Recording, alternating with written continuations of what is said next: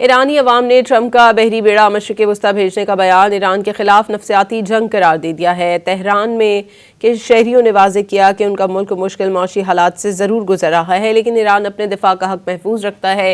एक शहरी ने कहा कि ट्रंप कहते हैं कुछ हैं और करते कुछ और हैं।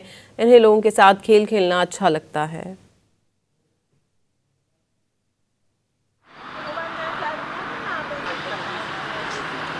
خودم شخصا فکر میکنم این به خاطر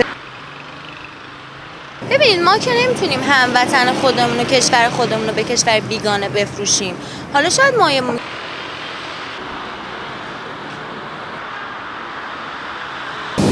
And we'll see what happens.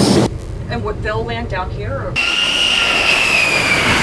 ईरानी अवाम ने ट्रंप का बहरी बेड़ा मशरिक़ वस्ता भेजने का बयान ईरान के खिलाफ नफसियाती जंग करार दे दिया है। तेहरान में के शहरियों ने वाज़ेह किया कि उनका मुल्क मुश्किल मौशी हालात से ज़रूर गुजर रहा है, लेकिन ईरान अपने दिफा का हक महफूज रखता है।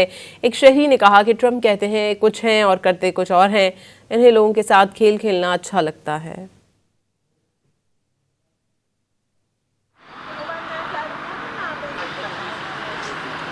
خودم شخصا فکر میکنم این به خاطر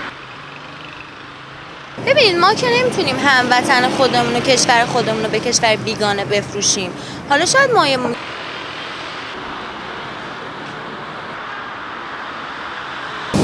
And we'll see what happens. And would they'll land down here? Or?